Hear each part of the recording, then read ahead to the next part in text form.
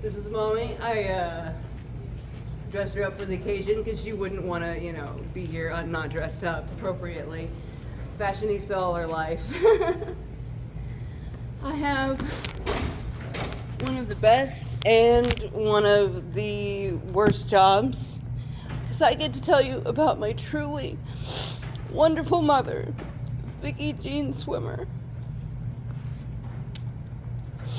She was the kind of mom that people can only hope for. Anyways, let's start at the beginning because I'm a historian. And so she was born September 4th, 1944 in Wichita, Kansas, 6 weeks premature on a Labor Day. Now, when she first went to school, all the older kids on the bus, they would laugh because she said she was born on Labor Day. And when I was little, I thought Labor Day was a day of celebration for mommies giving labor to their babies and stuff. So it was a little confusing for me because, well, that makes sense and stuff.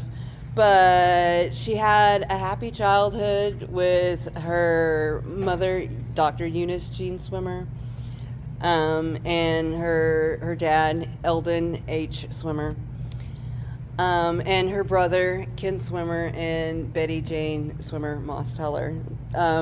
It was a lovely farm life full of always interesting events and animals and, hard work and, love of family and God and the land, and that really set her up for the rest of her life. She when she started school, it was also on her birthday. I want this to be a celebration of life because my mom didn't she always liked the joke. I put the fun in funerals.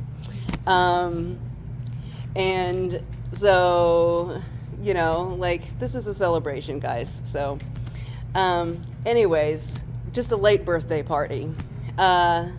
So she started school, and it was on her birthday. Back then, they didn't have, pre-sign up and stuff, so they had no way to verify that it was actually her birthday. Well, the teacher, then it was milk time, and okay, she's like, yeah, it's your birthday, sit down, whatever. And it was milk time, and she, my mom said, well, I'm allergic to milk. And she's like, yeah, whatever, drink your milk and stuff. And so she sat back down, and then she got up and she told the teacher, teacher, I don't feel good, and vomited all over the teacher's desk and stuff. And that was my mom's first day of school. In spite of that, she ended up having over a 50-year teaching career, which that's a pretty rough first day, I think. Anyways, but as she was a kid, she loved learning, which was something that followed through all her life. And she also loved singing. That's why we had sing-along. Any excuse for a sing-along was kind of my mom's motto. And she also loved being a 4-H'er. I wrote something about her 4-H career. 4-H ran in the family, So I decided to have the service here because she helped raise money and build the infrastructure here. You can go out and look at the barns and things. She sold light bulbs to pay for the sale barn and the beef barn and the flagpole out here, and stuff. Also, Ken and Janie too. And later, when I was in 4-H, she helped raise funds for our pig barn out here. So, her parents, they helped start the livestock sale, and back then they didn't have calculators. It was just pen and paper, and so she stayed up with my grandma helping her do the sale bills all night after the livestock sale at the fair and stuff. And by the time she had finished her 4-H career, she was the top 10 4-H'er, one of the top 10 4-H'ers in the nation, and won a trip to Chicago, and she also was Butler County 4-H queen. She also excelled in her education. First, she went to Whitewater schools, and then when she was a junior, she switched to El Dorado, where she graduated summa cum laude. And she had a full ride chemistry scholarship to Kansas State University. But she didn't really know what she could do with a chemistry degree, and she really wanted to be a mom and a farm wife and a farmer herself. And but she also felt called to teach, like her mother before her. And so she got a degree in education from Kansas State instead. And while she was at Kansas State, she got back in touch with one of her former 4-H friends, Gary Overly, and they got married in 1963 and stuff. There are pictures over there you can look at. And she even made her own wedding dress and stuff. And I had hoped to bring it, but I couldn't find the bottom stand to my dress form. So, anyways, but it is beautiful. You can look in the pictures. Let's see.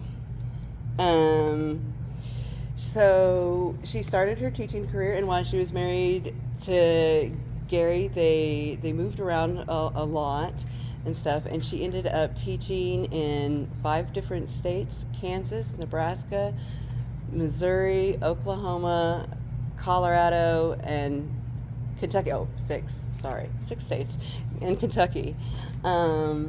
She eventually earned her master's degree from Emporia State University, and eventually in 1996 she got her education specialist degree, and I helped her do the research for that.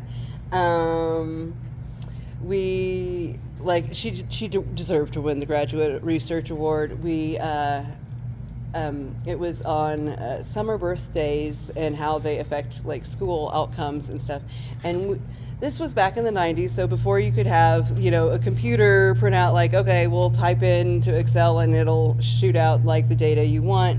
We had in dot matrix printer, 8-point font, the entire printed off Wichita school directory, and we codified them by birth date, their age, like income level, like all these different stratifications with ruler and different colored highlighters and stuff. I think I probably spent more time in the Emporia State College library helping her like with her schooling than I did in my own elementary school classes. It felt like that sometimes.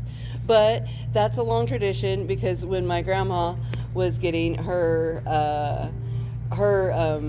other degrees and stuff,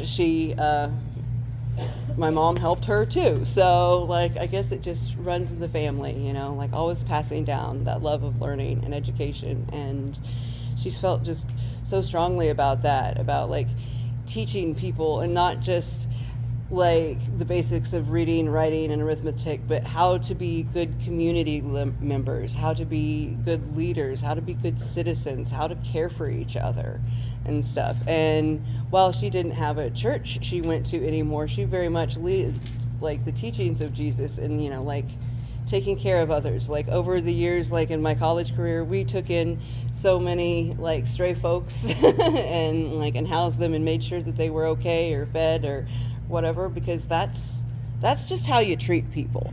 If you've got enough, you don't build a fence, you build a bigger table. You reach out with your heart, you don't cut off with hate. And frankly, the rise of fascism in this country really disturbed her and stuff. She thought people needed to learn a little more real history. You can call it critical race theory, but what it is learning real history about real people. And sometimes it's muddy, and sometimes it's bloody, and it'll make you cry and scream and tear your hair out. But we need to know, because if you don't know where you've been, you cannot become a better person. And every day my mother worked to be a better person. The generational trauma and things that she healed were amazing, truly amazing. Like, just because you're 78 years old doesn't mean you have to be homophobic or transphobic or racist or misogynist or classist or anything like that. You see people with the heart they have here, and that's how you respond to them. And I think that is something that we all could learn from. You know, like, I could tell you a million different stories about us, like washing like sheep in the shower and stuff for the county fair, or the ducks, or, you know, like getting ready for fair time and stuff, or just all the car sing-alongs we had and all the road trips and the wonderful places she took me. And I was, you know, in the past couple of years, I had moved from Manhattan, and I'd come down here to take care of her, and I treasure every moment that we got to spend together. Like, if I could have her back in a second, I wouldn't even have to think about it. I'd give up everything I have. But I had her, and like, looking through all these pictures, I realized the ones that matter to me are the ones she's in. So, like, make sure you're not just taking pictures of your kids. Make sure you're in those pictures with your kids, because it matters. And, like, once you're gone, they will treasure that so much. And, like, what you leave behind, it's the stories and the love.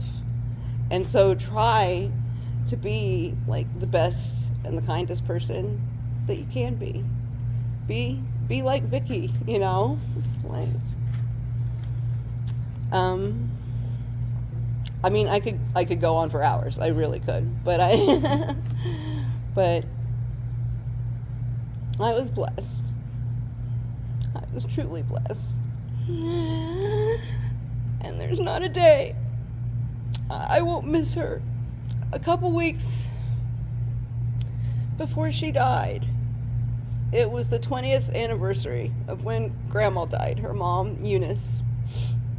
And she was just really torn up about it. And so was I, because I was really close to Grandma too.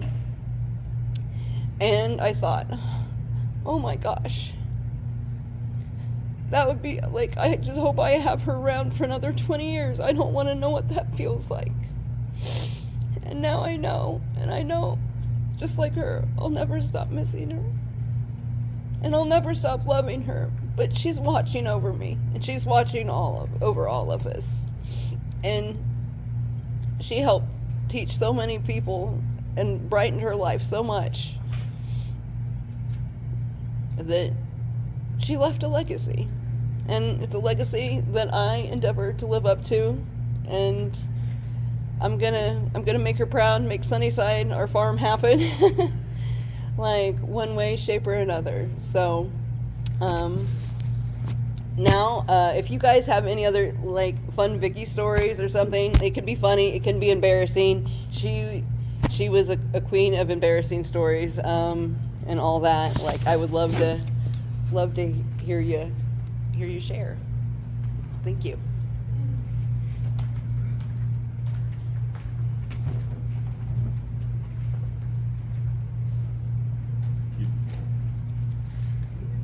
Yeah, just stand where you are.